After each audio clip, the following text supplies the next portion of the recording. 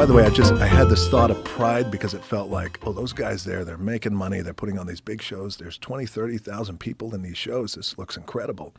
And not only that, but then I think when you're talking to guys and they're in it and they're saying, yeah, you could do it. You could do it. Well, you know. Shamrock was very smart, by the way, which I really appreciate about him. And at that time, we were wrestling each other every night, so I got a chance to get to know him very well and work out with him. And he was just like, you might just stick with this first. Like, there's a real shot here. Like, you got something here. Stick with this. And if you remember, he started in pro wrestling. Yep. And then went over when you were there, right, in the early days of the UFC. Yeah, he was dominant in MMA in the early days. He was one of the first guys to figure out conditioning. His gym, the Lion's Den, was notorious for being absolutely brutal with their strength and conditioning routines. Yeah. They would put people through a fucking gauntlet to join that team. And it was one of the most difficult teams to join. It was they were like legendary sessions that they would put you through. They would try to break you. Yes. Just try, and he would just try to let you know, like, the worst thing you want to be in a fight is tired. And you are going to get tired as fuck training with us, so that the fight's going to be easy. Easy. Yeah. Wow. And they developed some amazing fighters. Yeah. So many. The early days of MMA. His brother Frank was one of the very best. He was one of the very best complete MMA fighters, in my opinion. The first truly complete MMA fighter we saw, and a guy with insane cardio. Insane. And that was one of the things about Frank, is that he could just fucking go forever. Yeah. And he, like, when he beat Tito Ortiz, Tito was much bigger than him, stronger than him. And he just overwhelmed him with volume and cardio, and eventually beat his ass. I remember that. It was, and that taught Tito a giant lesson. And too. he was in crazy shape too. Crazy shape. Both of them. Jacked. Yeah. Jacked. Frank and Ken. Yeah, and Frank was fighting. I mean, he had been training for like a year and a half, and he was fighting in Japan. Yeah. I mean, just insane. But he was just a quick learner and just fully committed. And by the time he became UFC champion, I mean, he just had an arsenal of skills. Yeah. He was the first truly complete MMA fighter, and people, for whatever reason, they forgot how good he was. Yeah. But he was, in my opinion, the first real complete, like, fully well-rounded submission artist. He could knock you out. He was a dog in a fight. Yeah. Just incredible conditioning, built like a god. Yeah. He was the first. Let me ask you this about these guys. Say, for example, to take Frank Shamrock, Ken Shamrock, whom I know, I love that guy, Mark Kerr, who I've gotten to know very well. Do you think these guys, I don't want to say were they ahead of their time, because they were all founding fathers. Yeah, right? they're pioneers. Pioneers, man. How do you think those guys would fare today, even with the insane mindset that those guys had, right? I feel like with the different kind of coaching, how they were coached back then, I feel like they would still dominate.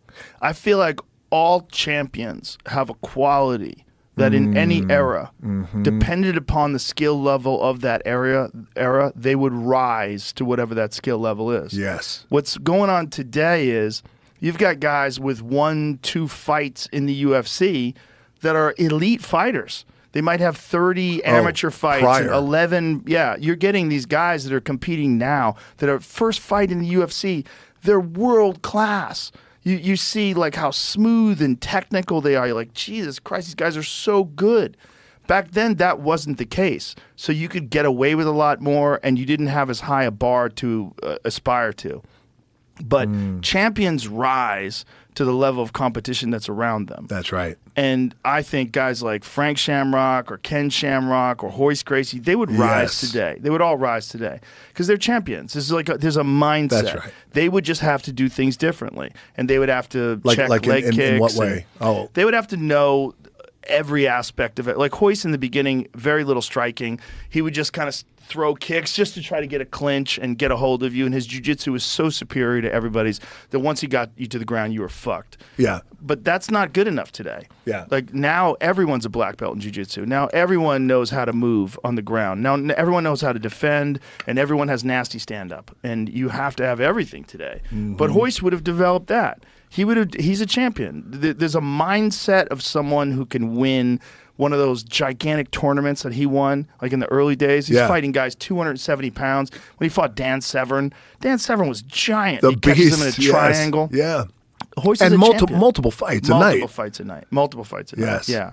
The champions are champions. And the thing is, the level of competition today is so high that it's like there's more required of everyone. But I feel like champions are a very unique breed of individual, and champions would rise in any era because they would figure out what they need to do in accordance to like what's the competition and who's around them, and they would rise to that occasion. That's right. That's what I think. It's the capacity that they have. Yeah, right? they have. And back then, nobody knew. I mean, Marco Huas was the first guy to show us leg kicks. We were like, Jesus Christ, look at this guy. He's just chopping at Paul Varlin's legs. Yeah. You know, Marco was like 220 pounds, and Paul Varlin's the polar bear. He was huge. Fucking huge. Yes. He was like 300 plus, and Marco's just kicking his legs, and eventually the guy collapses, and we're like, oh my God, you can kick the legs. Yes. And then it became a thing. Yeah. Where everybody started kicking legs. And then Pedro Hizzo comes around, and he's the most devastating leg kicker. And there was these guys that learn from what they're seeing around them.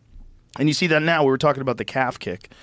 A relatively new thing in MMA, but it's devastating. And everyone does it now. And if you don't know it and you don't know how to check it, you're fucked. Yes. 1 or 2 kicks to the calf, and your leg's useless. And done. Right? Yeah. Foot goes numb. Yeah, finished. your leg doesn't move. Yes. You can't stand on it right. So you're compromised, and so all your balance is on your left leg now because your right leg's fucked. So you switch stances, and you put your left leg forward. Now that gets kicked. And you're and then you're trying not to show your shit. Like, exactly. this You're really trying hurts. to keep a poker face and.